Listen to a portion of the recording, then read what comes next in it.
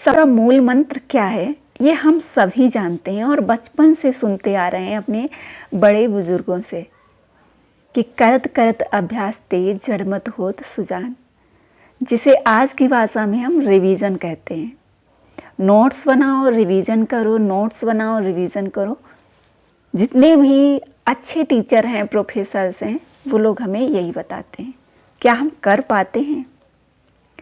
जैसे net JRF का result आता है, 100% लोग फॉर्म अप्लाई करते हैं, उसका 6% लोग क्वालिफाइड होते हैं और जेआरएफ मात्र 2% लेते हैं। वैसे ही मुझे लगता है हर परीक्षा में यही होता है, चाहे वो कोई भी परीक्षा हो, टीजीटी पीजीटी हो। जो लोग इस करत करत अभ्यास को फॉलो करते हैं वही लोग आगे बढ़ जाते हैं। वो कम पढ़ते हैं लेकिन अधिक पढ़ते हैं, कम पढ़ते हैं मगर अधिक पढ़ते हैं। कैसे कि जो वो पढ़ रहे हैं उसको कंठस्थ करते हैं, उसको समझते हैं और यही चीज़ हमें सफल बनाती है साथियों। तो सभी को नमस्कार, गुड इवनिंग। कैसे हैं आप सभी? आप सभी का हार्दिक स्वागत है हिमालयन हिंदी एकेडमी में, जहां पर हम हिंदी साहित्य और UGC net JRF paper first की क्लासेस करने वाले हैं। साथियों, आज मैं आपको सबसे बड़ी खुशी की बात बता दूं कि हमारे चैनल पर लाइव ऑप्शन भी एक्टिव हो गया है। तो अब आपको लाइव क्लासेस भी मिलने वाली हैं। तो बस आपको तैयार रहना है, ठीक है। बात करते हैं कि हम ऐसा क्या पढ़ें जिससे हमें सफलता हासिल हो। मैंने यहाँ पे आप सभी के सामने एक क्वेश्चन लिया है हिंदी साहित्य का, और ये क्वेश्चन है भारतीय काव्य शास्त्र का। जब हम सभी कोई टॉपिक पढ़ रहे हैं तो हमें प्रश्नोत्तर सॉल्व करना भी ज़रूरी होता है, और मुझे लगता है जब हम सॉल्व कर रहे हैं तब हमें लिखना भी ज़रूरी होता है। अगर हम लिखेंगे नहीं तो हमें याद नहीं रहेगा। अब लिखने के लिए ज़रूरी नहीं है आपके पास बहुत ही वेस्ट क्वालिटी में कोई बुक हो, मतलब कॉपी हो। आप साधारण सिंपल पेज की रफ कॉपी ले सकते हैं, जैसे मेरे पास रखी है, और मैं यूज़ करती हूँ इसका, चीज़ें लिखती हूँ और आप सभी के साथ शेयर भी करती रहती हूँ। तो जब आप इस क्वेश्चन को पढ़ रहे हैं और आपको इनमें से सारी चीज़ें पता है लेकिन कुछ चीज़ें आपको नहीं पता हैं, ठीक है, कुछ चीज़ें आपको नहीं पता है, तो फिर आपको क्या करना चाहिए? नोट डाउन करना चाहिए और उनको कुछ टाइम रिवीजन करना चाहिए। सफल होना है, सिलेक्ट होना है, तो आपको ये चीज़ करनी पड़ेगी।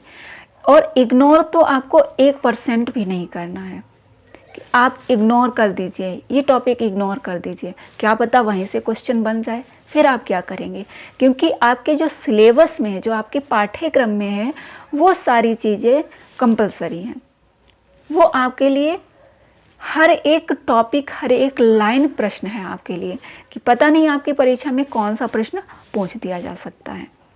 ठीक है साथियों, उम्मीद करती हूँ मैं जो आप सभी को बता रही हूँ आप सभी लोग फॉलो ज़रूर करेंगे और सफलता हासिल करेंगे।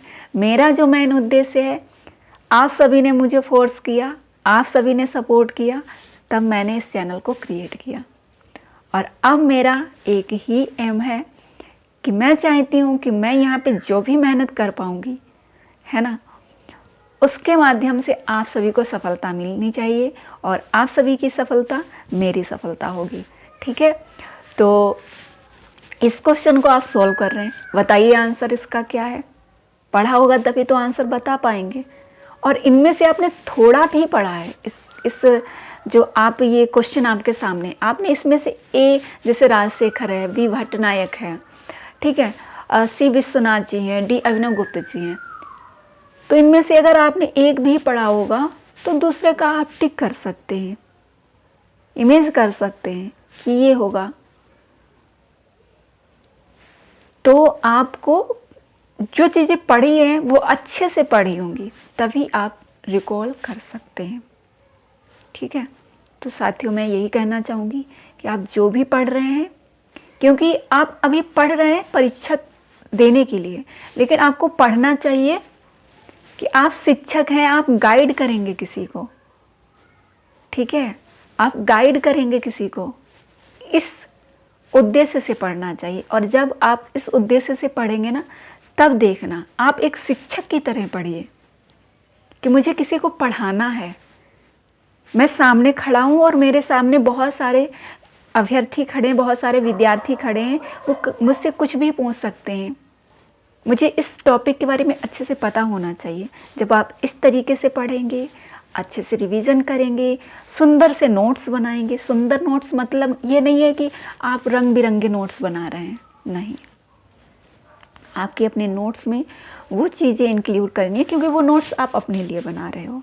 और मुझे लगता है सभी को अपने नोट्स बनाने चाहिए, क्योंकि अब मुझे पता है कि राजशेखर की रचना कौन सी है, क्योंकि मैंने पढ़ा है। हो सकता है आपको ना पता हो, तो अब मैं क्यों लिखूं राजशेखर को, क्योंकि मुझे तो पता ही है और अच्छे से पता है। अगर मुझे विश्वनाथ जी के बारे में नहीं पता है तो मैं विश्वनाथ जी के बारे में लिखूंगी। और नोट्स 3 टाइप से बनते हैं। पहला नोट्स बनता है जब आप एक मोटी पुस्तक पढ़ते हैं, उसमें से 100 पेज में लाएंगे, यदि आप परीक्षा के लिए पढ़ रहे हैं। फिर आप उन नोट्स को रिवीजन करेंगे, उन 100 पेज को आपको लाना है, मुझे लगता है 45 में लाना है, 45 से भी कम लाना है। तीसरी बार जब आप रिवीजन कर रहे हैं, नोट्स बना रहे हैं, उन 45 पेज को आपको लाना है 10 पेज में, या उससे भी कम 5 पेज में। ये आपकी स्ट्रेटजी होनी चाहिए नोट्स बनाने की। बहुत सारी चीज़ें मैं एक ही वीडियो में बता रही हूँ ताकि आपको अलग अलग वीडियो देखने की ज़रूरत ना पड़े।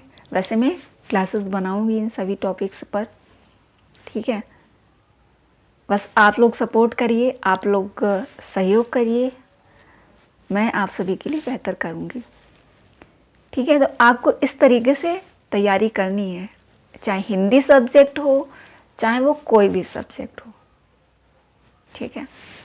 तो चलिए, आप सभी का सपोर्ट है मेरे साथ, मुझे पूरा उम्मीद है कि आप सभी लोग सपोर्ट करेंगे। और चैनल को बिना सब्सक्राइब करे तो आप जा ही नहीं सकते हैं, क्योंकि हिमालयन हिंदी एकेडमी सिर्फ आप सभी के लिए बनाया गया है और इसको आगे बढ़ाना आप सभी का फ़र्ज है।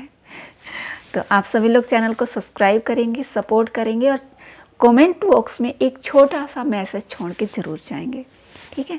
तो चलिए देख लेते हैं। जैसे राजशेखर है, राजशेखर ने क्या लिखा है नहीं पता भैया मुझे। विश्वनाथ जी ने क्या लिखा है नहीं पता।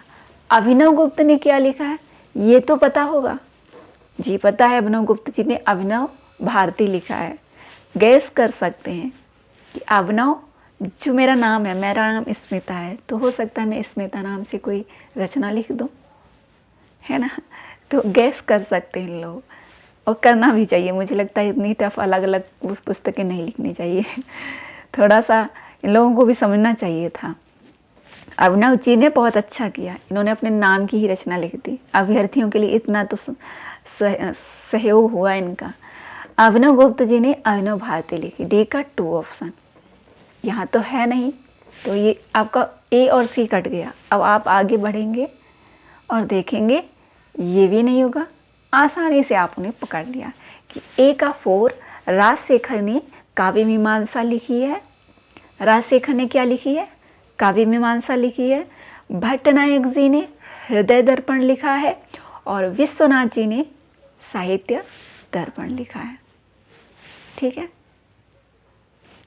तो ये इस तरीके से आप चीज़ों को रिवाइज करेंगे और आगे बढ़ेंगे सफलता हेतु। तो B option is right answer हो गया हमारा। अब यहाँ पे देखेंगे हम अगला हमारा क्वेश्चन जो है,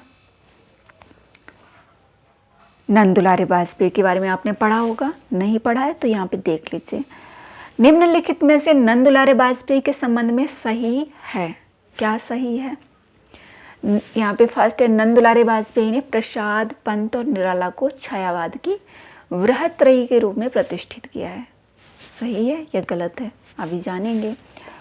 सेकेंड ऑप्शन है, नंदुलारे बाजपेयी ने रामचंद्र शुक्ल की लोक मंगल परक आलोचना दृष्टि का समर्थन किया है। बिल्कुल किया है, अभी जानेंगे।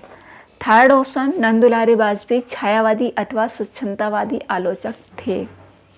फोर्थ ऑप्शन है, नंदुलारे बाजपेयी छायावाद के रागात्मक प्रभाव से अप्रभावित थे या हैं। 4 ऑप्शन है, और इस तरीके से ऑप्शन आपको मिल रहे हैं नंदुलारे वाजपेयी जी के बारे में। आइए देखते हैं। फर्स्ट और थर्ड ऑप्शन सही है, बाकी गलत हैं।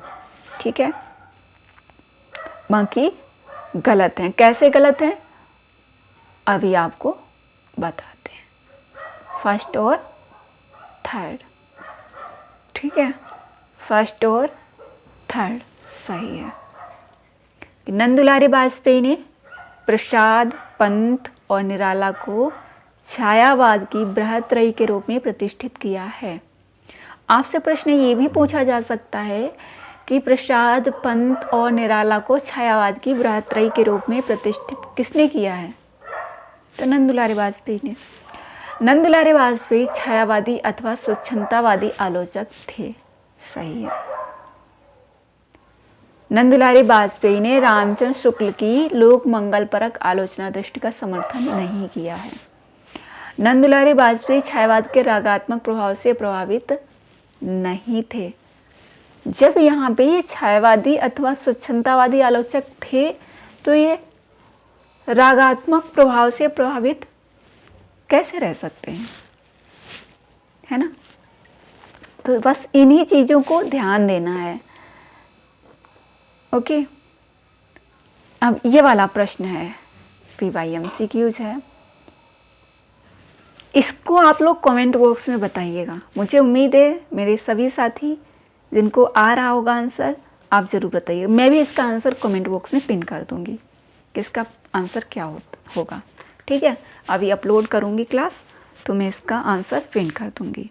और आप सभी को बता रही हूँ कि लाइव क्लास जो है हमारी शाम 7:30 बजे से 8:30 बजे के बीच में रहेंगी। तो बस आप लोग जो है तैयार रहिएगा। बस आप कमेंट बॉक्स में बताइए कि आप नेट CRF की तैयारी कर रहे हैं या फिर TGT PGT की तैयारी कर रहे हैं। ठीक है, तो चलिए इस वीडियो को मैं यहीं पर एंड कर रही हूँ। उम्मीद है आप सभी को क्लास पसंद आएगी। कमेंट बॉक्स में ज़रूर बताइएगा और वीडियो को लाइक करिएगा, चैनल को सब्सक्राइब ज़रूर करिएगा। ठीक है, थैंक यू।